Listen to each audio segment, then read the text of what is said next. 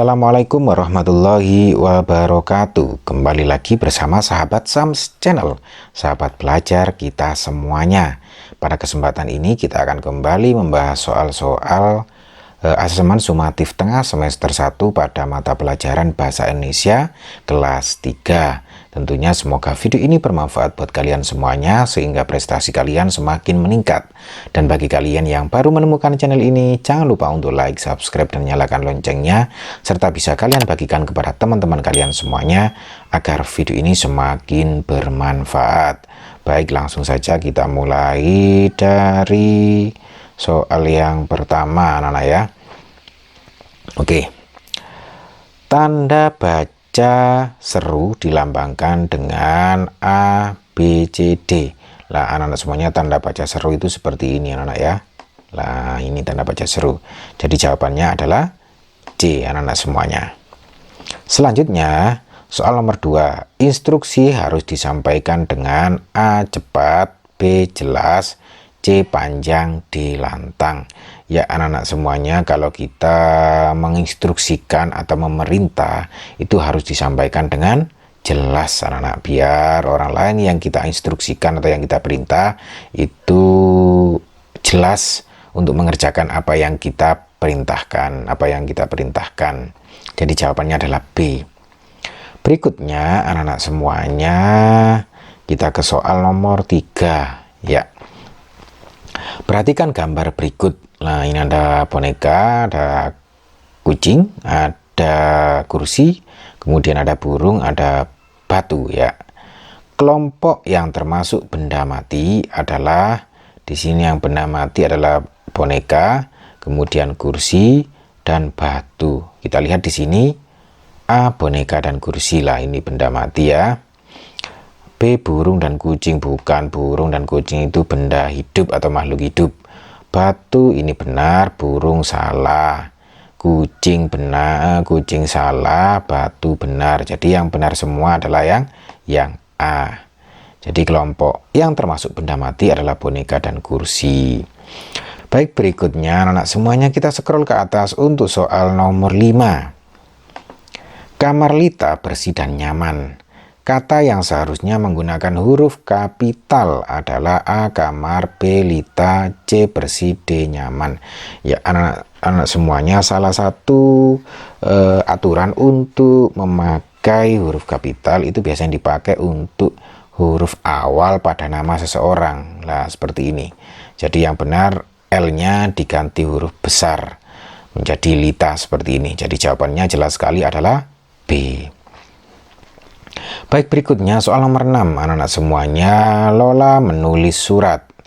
Objek pada kalimat di atas adalah A Lola, B menulis, C surat, D menulis surat. Ya anak-anak semuanya, Lola itu adalah subjek, menulis itu predikat atau pekerjaannya ya, surat itu objek. Jadi objeknya jelas adalah C anak-anak semuanya. Baik, berikutnya anak-anak semuanya kita scroll ke atas untuk soal nomor 7. Soal nomor 7. Perhatikan kalimat berikut. Putu subjek, belajar, predikat, sepeda, objek. Keterangan tempat ya anak-anak semuanya, K ini keterangan. Kalau keterangan tempat untuk melengkapi kalimat di atas adalah di lapangan, B di kelas, C di kamar, D di sawah. Ya, karena ini Putu itu belajar sepeda, maka kalimat yang tepat untuk melengkapi jelas kita Putu belajar sepeda di lapangan. Jadi jawabannya adalah A anak-anak semuanya. Selanjutnya soal nomor 8 anak-anak ya. Salah satu ciri kalimat tunggal adalah A menggambarkan satu peristiwa, B menggambarkan lebih dari satu peristiwa, C menggunakan kata hubung dan atau tetapi, D hanya terdiri atas subjek. Ya anak-anak semuanya, salah satu ciri dari kalimat tunggal anak-anak ya, itu menggambarkan hanya satu peristiwa saja anak-anak ya, sehingga jelas sekali jawabannya adalah yang A anak-anak semuanya. Baik, berikutnya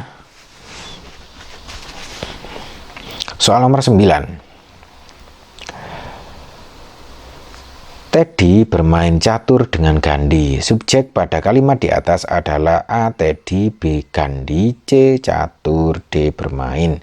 Ya, anak-anak semuanya, di sini Teddy adalah subjek, bermain adalah predikat, kemudian catur ini adalah objek. Jadi jelas sekali subjeknya adalah Teddy, yaitu orang yang melakukan pekerjaan. Di sini adalah Teddy. Jadi jawabannya adalah A. Selanjutnya anak-anak semuanya ke soal nomor 10. Oke, soal nomor 10. Kalimat fiksi ada pada kalimat A. Matahari terbit dari arah timur, B. Batu besar itu tiba-tiba berubah menjadi raksasa, C. Harimau memiliki 4 kaki, D. Ikan bernapas dengan insang. Ya, kalimat fiksi itu kalimat yang isinya bukan sebenarnya, bukan kenyataan, bisa imajinasi atau rekayasa lah. Di sini bisa kita lihat adalah batu besar itu tiba-tiba berubah menjadi raksasa lah. Ini imajinasi, bukan kenyataan. Jadi jawabannya adalah B, anak-anak semuanya. Baik, berikutnya anak-anak semuanya kita baca untuk soal nomor 11. Perhatikan kutipan teks berikut. Saat orang tua Laila datang, mereka tampak kaget melihat rumah dipenuhi banyak benda. Ibunya hampir menangis karena merasa sangat bahagia. Kebutuhan mereka akhirnya dapat tercukupi. Meski begitu, Laila menggunakan pensil ajaibnya dengan bijak. Ia tidak sembarangan menciptakan benda dengan pensil ajaibnya. Ia tahu bahwa bersikap berlebihan nantinya akan menimbulkan petaka. Entah untuk dirinya ataupun keluarganya. Nah, kutipan teks cerita di atas termasuk alur bagian A awal, B tengah, C akhir, D perkenalan. Ya, anak-anak semuanya, di sini sangat jelas sekali ini merupakan bagian pertengahan sebuah cerita. Lah ini saat orang tua Laila datang. Nah, ini berarti sebelumnya ini ada kalimat pembuka tentang kedatangan orang tua Laila. Nah, itu. Jadi ini merupakan alur bagian tengah. Jadi jawabannya adalah B, anak-anak semuanya. Selanjutnya kita ke soal nomor 12, anak-anak ya. Soal nomor 12. Johan menulis puisi. Kalimat di atas dibangun oleh unsur A, SPO, B, SPK, C, SPOK, D, SP. Ya, kita lihat anak-anak, Johan ini adalah subjek, S. Kemudian menulis adalah predikat. Kemudian yang ditulis apa? Objeknya, yaitu puisi. Jadi unsurnya adalah SPO. Jadi jelas sekali jawabannya adalah A, anak-anak semuanya. Baik, berikutnya anak-anak semuanya kita ke soal nomor 13. Ya, perhatikan gambar ini ada yang terjatuh di tolong ya. Dari gambar tersebut Bima tampak sedang membantu Anton yang A terpeleset lantai yang licin. Nah, ini bukan di lantai ini. B terjatuh dari sepeda lah, ini yang benar anak-anak ya. Jadi jawabannya adalah B, ini terjatuh dari sepeda. Berikutnya anak-anak semuanya kita ke soal berikutnya, soal nomor 14 ya. Soal nomor 14 ini pertanyaannya kita lihat ya. Lihat gambar berikut. Ekskul di bidang seni bela diri ditunjukkan oleh gambar A1 dan 3, B2 dan 4, C3 dan 2, D1 dan 4. Ya, kita lihat yang bela diri adalah yang ini anak-anak ya, gambar pertama dan gambar yang keempat. Jadi jawabannya adalah D, anak-anak semuanya. Selanjutnya soal nomor 15 anak-anak ya. Soal nomor 15. Kino meminjam buku di perpustakaan. Predikat pada kalimat di atas adalah A. Kino, B. Meminjam, C. Perpustakaan, D. Buku. Ya, anak-anak semuanya kita lihat di sini. Kino subjek, meminjam predikat, buku adalah objek, di perpustakaan adalah keterangan tempat. Jadi jelas sekali predikatnya adalah meminjam anak-anak ya. Jadi jawabannya adalah B. Selanjutnya soal nomor 16, perhatikan kutipan teks berikut. Akhirnya Ismi memaafkan perbuatan Loli. Mereka kini tak lagi bermusuhan dan berteman seperti sedia kala. Kutipan teks cerita di atas termasuk alur bagian A awal, B tengah, C akhir, D inti. Ya anak-anak semuanya di sini ada kata pembuka akhirnya, berarti ini terlihat merupakan bagian akhir dari sebuah alur cerita. Sehingga jawabannya jelas sekali adalah C anak-anak semuanya. Selanjutnya soal nomor 17, 18, 19, dan 20 anak-anak semuanya.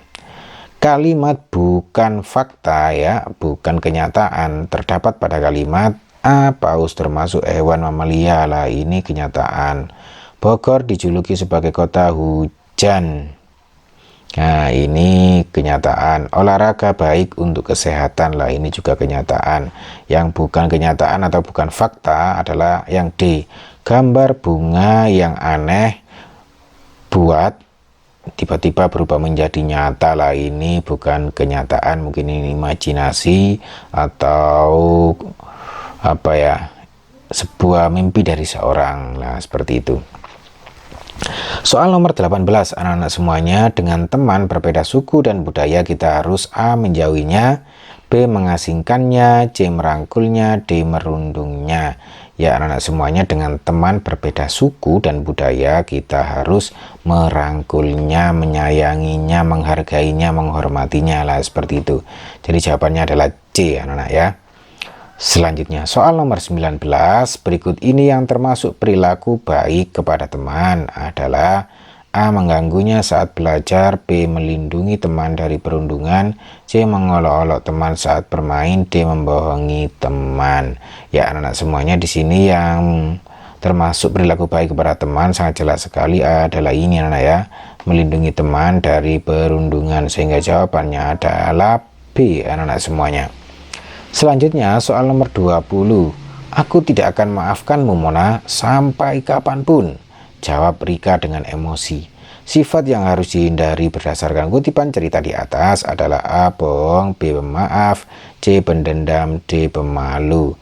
Ya anak-anak semuanya, karena di sini ada kalimat emosi yang tidak mau memaafkan, maka di sini sifat yang perlu dihindari dari karakter orang yang menyampaikan adalah pendendam, sehingga jawabannya adalah C anak-anak semuanya. Baik anak-anak semuanya, demikian tadi pembahasan singkat tentang pembahasan soal sumatif tengah semester 1 kelas 3 pelajaran bahasa Indonesia, dengan harapan semoga video ini bermanfaat buat kalian semuanya.